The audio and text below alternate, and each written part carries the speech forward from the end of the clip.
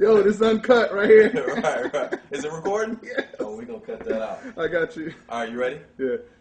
All right, what we're going to do now, I'm going to show you, I'm going to do a little bit of soloing, and I'm going to show you how I got my solos over the years. I don't know if you've seen the Aaron Lindsay interview, and he was mentioning jazz musicians like Jeff Lorber and Alex Bouillon.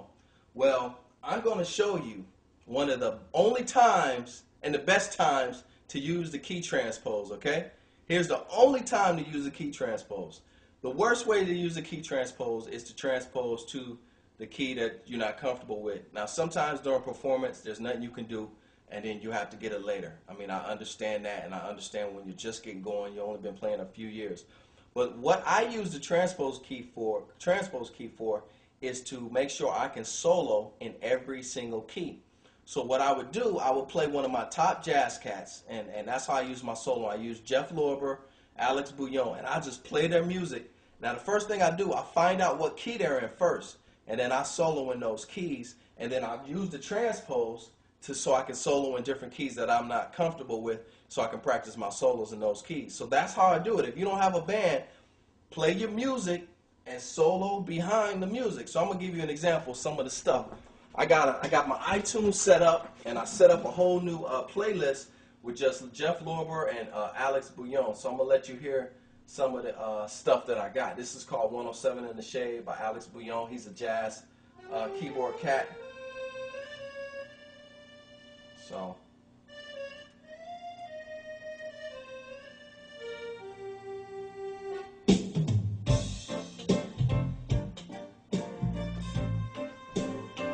So the first thing is figure out what key he's in. Now most of the jazz stuff, they playing like E and A and B and stuff like that. So that's good because that'll get you to soloing in the keys that you don't like. Now most of their styles are like, they're only doing like the 2 to 6 and the circle of fifths and stuff like that. So the chords aren't going to be that hard, but it's just a jazz solo that you want to do. So let's figure out what key he's in. Now you can tell he is funky, so funky stuff usually is in the blues scale. So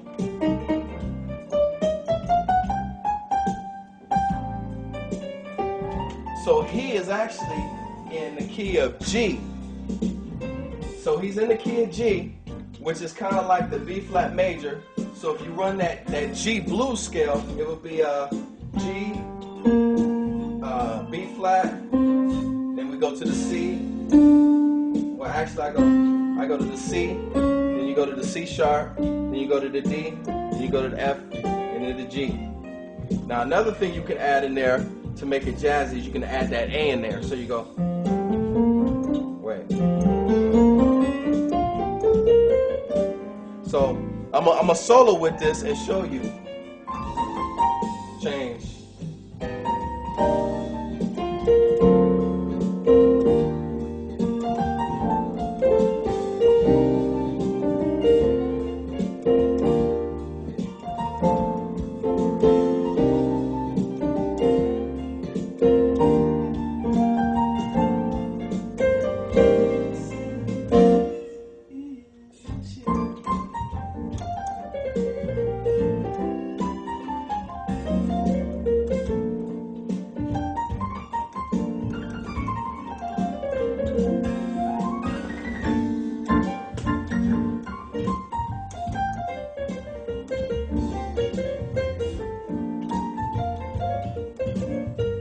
Now what I do too, I listen to my man, and if he's doing some fat stuff, like let me turn him up a little bit, I listen to stuff and try and mimic what he's doing.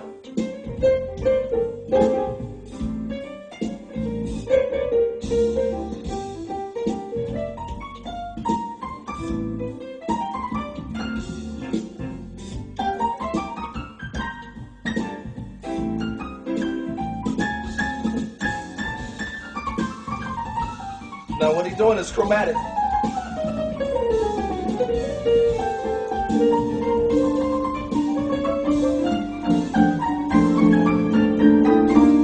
Now I wouldn't normally do that, I was just trying to show you an example. But, so let me show you what I would do if I'm trying to get every single lick he's doing, right? So I already know he's doing this.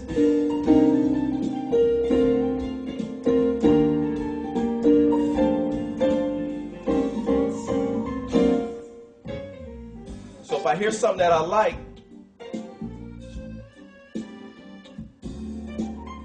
that chord right there, stop. So what I would do, I would stop it and I would actually rewind it.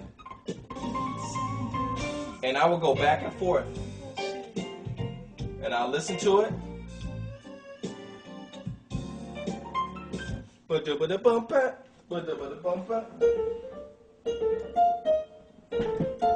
And I would keep going back